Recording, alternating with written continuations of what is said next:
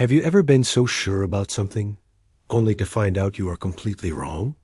There's a story that perfectly captures this feeling. A peasant one day realized his purse, full of his hard-earned money, was gone. He turned his house upside down, searching every nook and cranny, but it was nowhere to be found. He came to the only conclusion he could think of. It must have been stolen. He started thinking about who could have done it. Who had been to his house recently? Suddenly, it hit him. It had to be the neighbor's son. The boy had dropped by just the day before the purse vanished. No one else had been over. It made perfect sense in his mind. The suspicion took root and began to grow. The very next time he saw the boy, everything the peasant saw seemed to confirm his theory. The neighbor's son looked so guilty. He was fidgety. He couldn't make eye contact. He just had this look. The look of a thief. Every little gesture, every glance, every nervous shuffle of his feet screamed, "I did it." The peasant was absolutely convinced. But here was the problem. He had no real proof. It was all just a feeling, an interpretation of the boy's behavior. He didn't know what to do. He couldn't just accuse him without evidence.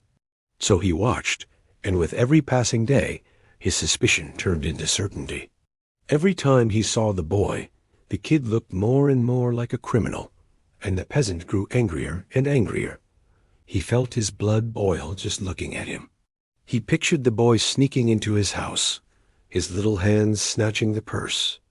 The imagined scene played over and over in his head, fueling his rage. It got to the point where he couldn't stand it anymore. He decided he was going to march right over to the neighbor's house and formally accuse the son of theft. He was done with the waiting and watching. He was going to confront them, demand his money back, and see justice done. He took a deep, furious breath, ready to storm out the door.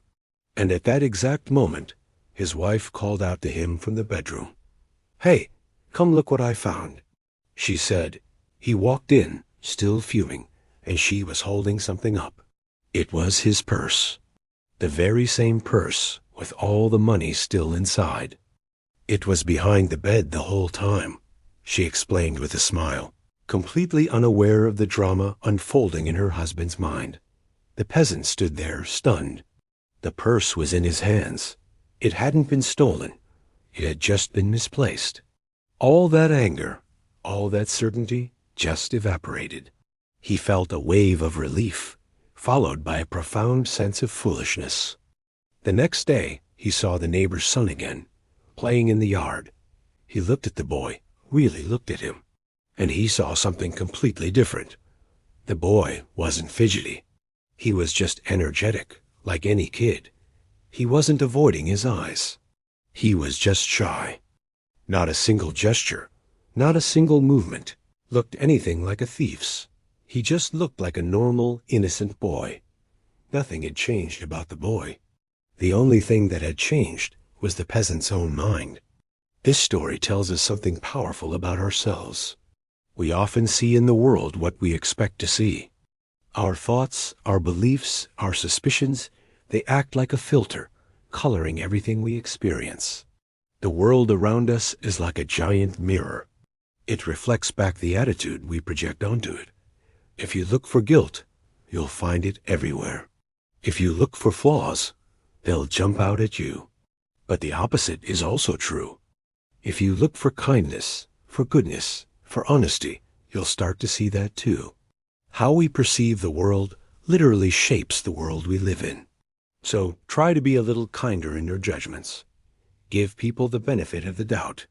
Be kinder, and you might just find that the world becomes a much kinder place for you too. Thanks for watching. If this story resonated with you, hit that like button and subscribe for more content that makes you think. See you in the next one.